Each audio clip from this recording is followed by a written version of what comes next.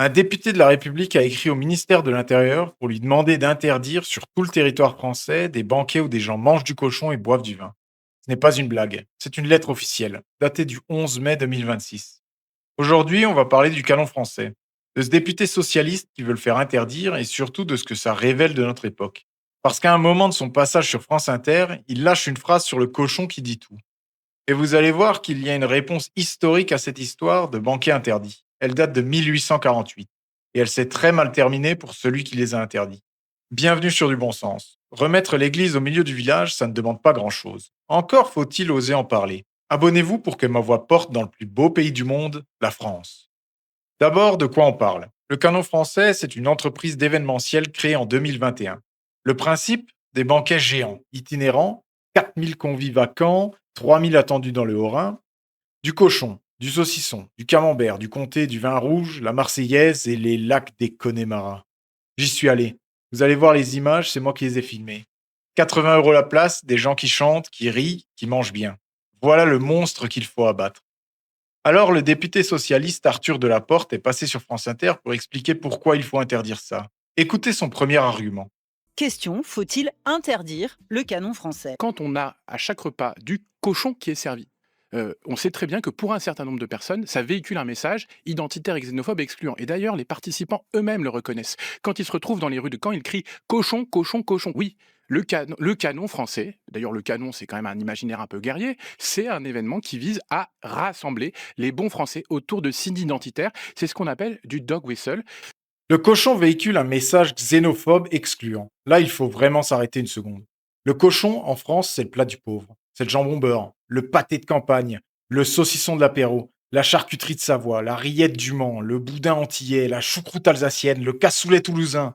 Dans absolument toutes les régions de ce pays, on mange du cochon. Et on en mange depuis avant que le pays n'existe. Et je pose une question toute simple. Cette gauche nous explique en permanence qu'il n'y a pas de Français de souche, qu'il n'y a pas d'identité française figée, que la France, c'est ce qu'on en fait ensemble. Très bien. Alors si tout le monde est également français, on exclut qui exactement en servant du cochon? Si l'identité française n'existe pas, elle ne peut pas être excluante. Et si le cochon exclut, c'est qu'il y a bien une identité française, avec sa cuisine, ses traditions et sa table. On ne peut pas avoir les deux. Et je vais même aller plus loin. Personne n'est obligé de venir. Ce n'est pas la cantine de l'école publique. Ce n'est pas un repas d'entreprise. Ce n'est pas un service public. C'est un banquet privé à 80 € la place, où l'on s'inscrit volontairement. Vous n'aimez pas le cochon, vous n'y allez pas. C'est la définition même d'une société libre. Maintenant, pour aller au bout du raisonnement, parce que c'est là que se cache la vraie raison de cette interdiction, en France, on mange du cochon et on boit du vin depuis la nuit des temps. C'est notre table, c'est notre culture, c'est notre pays. Celui qui vit ici et qui se sent agressé par un plat de charcuterie a un problème que la France ne peut pas résoudre à sa place. Il existe des dizaines de pays sur cette terre où l'on ne sert ni cochon ni alcool. Personne ne l'empêche d'y aller ou d'y retourner. Il y organisera des banquets et il se sentira parfaitement inclus et tout le monde sera content. Parce que le fond du problème, il est là et il faut le dire clairement. Je suis pour qu'on reste chez nous, chez nous. Celui qui vient en France et qui aime ce pays, qui adopte son esprit, ses coutumes et sa table, il est chez lui. Et il est le bienvenu à ce banquet comme n'importe qui. Celui qui déteste la France, qui refuse de s'intégrer et qui ne veut prêter aucune allégeance au pays qui l'accueille et le nourrit, celui-là n'a rien à faire ici. Et je le dis d'autant plus tranquillement que ça ne tient pas qu'à moi, heureusement. Et c'est exactement là qu'est le vrai sujet de cette vidéo. Pas le cochon, le réflexe. Parce que le réflexe de cette époque, ce n'est plus je n'aime pas, je n'y vais pas.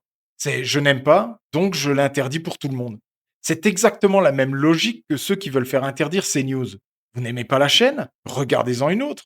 La télécommande a littéralement un bouton pour ça. Et il faut être précis sur ce que demande ce député, parce que ce n'est pas rien.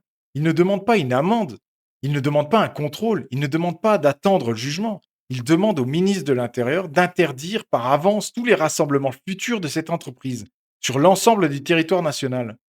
C'est-à-dire tuer une société et priver des milliers de gens d'une fête par décision administrative, avant tout procès. Le ministre de l'Intérieur, lui, a répondu ce que dit le droit. Les préfets ne peuvent pas interdire ce type de rassemblement en l'absence de troubles avérés à l'ordre public. Oh, quelle surprise, il n'y en a pas. Autrement dit, la demande était juridiquement infondée dès le départ. Elle n'était pas là pour aboutir, elle était là pour marquer. Et puisqu'on parle d'interdire des banquets en France, il faut rappeler ce qui s'est passé la dernière fois.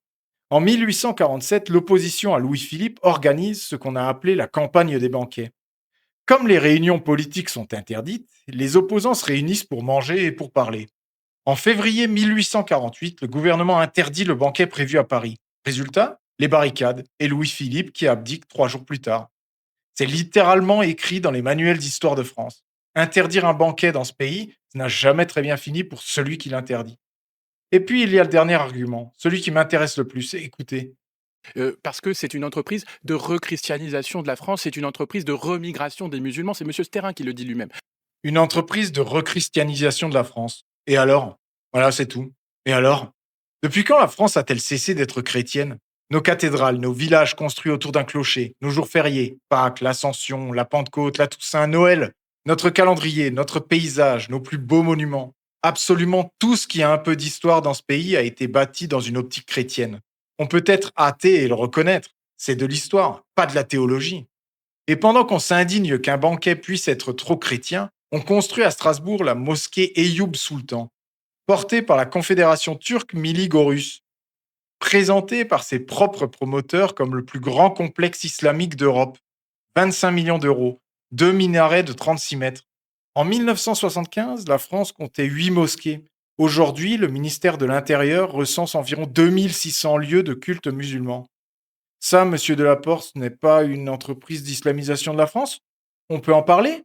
On peut écrire une lettre au ministre de l'Intérieur? Non, bien sûr, parce qu'on ne touche pas à l'islam quand on est un traître à son pays. Et j'emploie le mot en connaissance de cause. Un traître, ce n'est pas quelqu'un avec qui je ne suis pas d'accord. J'ai 1000 désaccords politiques avec des gens que je respecte. Un traître, c'est un élu de la République française qui demande l'interdiction d'une fête française, qui voit de la xénophobie dans un plat de cochon et qui n'aura pas un mot, jamais, sur ce qui menace réellement notre culture. C'est un homme qui a choisi son camp, et ce n'est pas le nôtre.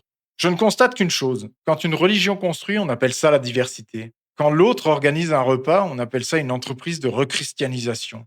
Deux poids, deux mesures, et toujours dans le même sens. Alors voilà où on en est. Des gens payent 80 euros pour se retrouver, manger du cochon, boire du bon vin et chanter la Marseillaise. Ils ne bloquent aucune route, ils ne cassent aucune vitrine, ils ne coûtent pas un centime aux contribuables. Et un député de la République écrit au ministre de l'Intérieur pour faire interdire ça dans toute la France. Ce n'est pas une histoire de cochon, c'est une histoire de liberté. Le glissement vers l'autoritarisme, il ne commence jamais par les chars dans la rue. Il commence exactement comme ça, par une petite interdiction raisonnable, demandée au nom du bien, contre des gens qu'on n'aime pas, puis une autre, puis on s'habitue. Le bon sens dit une chose très simple, et elle tient en une seule phrase.